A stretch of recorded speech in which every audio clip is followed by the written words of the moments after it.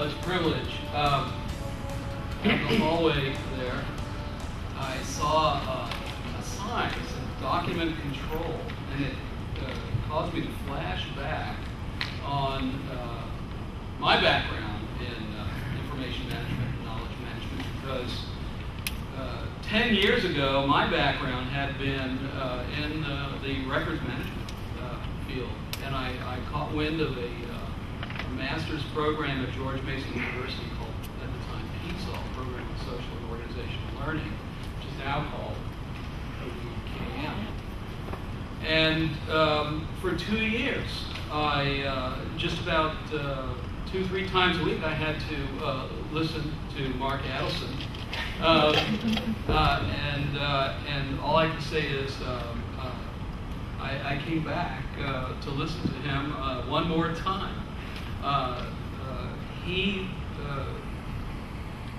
was one of probably the first person ever to say something like, knowledge is in the conversation to me. And that was an eye-opening and mind-expanding notion at that time. I think it continues to be, and I'm sure that you're going to appreciate his unique and broad perspective. Thank you, Mark. Mark, have we set it up so that you're going to award a T-shirt to the person who correctly answers a very difficult question that's buried in your presentation? Is that what we've set up? I think we'll need more than a T-shirt, I think. Our tradition is to hand out, I'm sorry to introduce it to, but our tradition is to hand out a T-shirt for something, which oftentimes is a question about the speaker's presentation, an in-depth question. Whoever has the right answer gets a T-shirt. So that forces you to listen to your reward. You get carrot sticks going.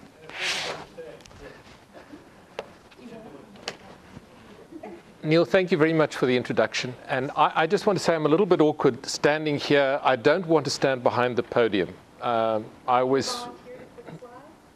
What? I can do them, but I just don't want... I don't know whether I'll be obstructing the screen if I stand here, because... Okay, if I do, will you let me know? Thank you. First of all, I want to thank Eric for inviting me back again. I stood him up last time. And it's not often that you get a chance at a second date, so I really appreciate it. Thank you. And it's great to be here again. You seem to be a little bit, Doug, that the idea of people saying this is their first time is not a common thing. I seem to catch on here.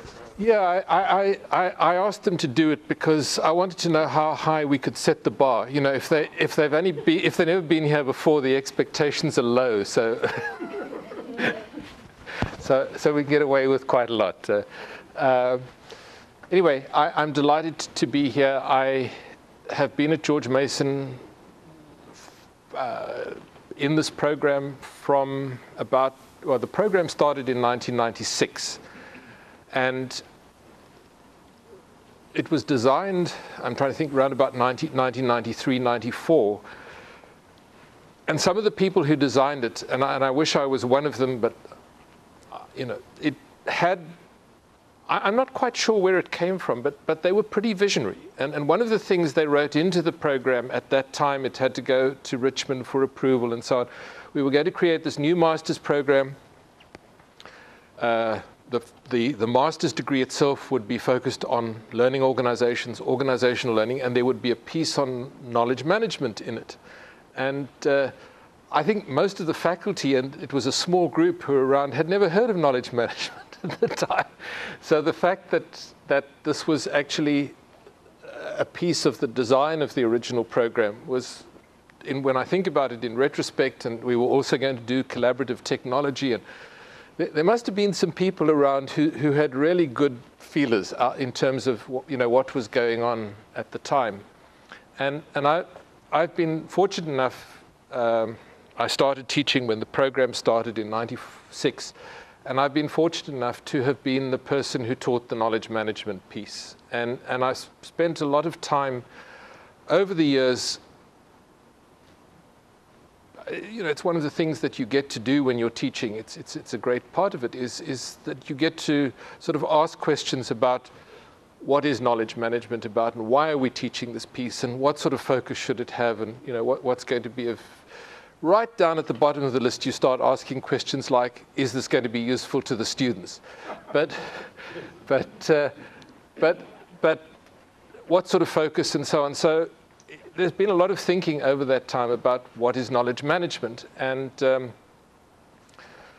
with the emphasis that we've had, which is to connect knowledge management with organization development and organizational learning, we've probably given it a focus that you wouldn't find in in other knowledge management programs, but I think it's a very important part, and that is the idea that knowledge management is really reflects a fundamental change. The fact that knowledge management is on the radar screen really reflects a fundamental change that's taking place in organizations and in society, that we've started to think about knowledge in the context of our work, in the context of organizations and work. And we didn't talk about knowledge in the workplace really until maybe something more than a decade ago. So the question is, why is it on the agenda?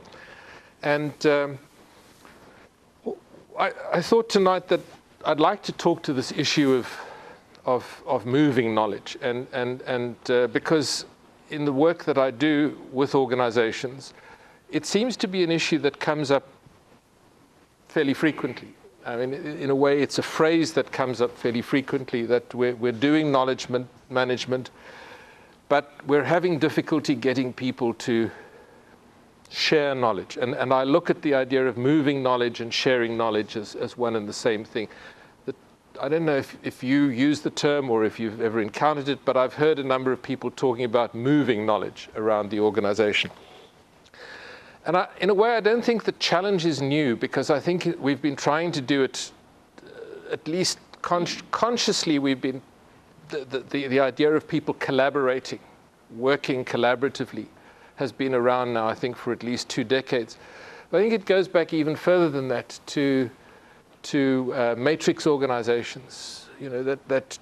Creating matrix structures was not simply about new structures. It was trying to create structures where people would kind of interact and share knowledge more effectively.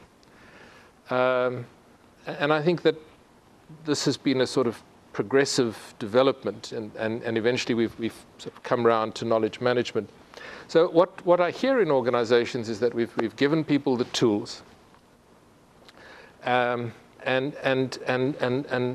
the expectation is that those tools will encourage them to share knowledge or will enable them to share knowledge, but it doesn't seem to be happening, is the view.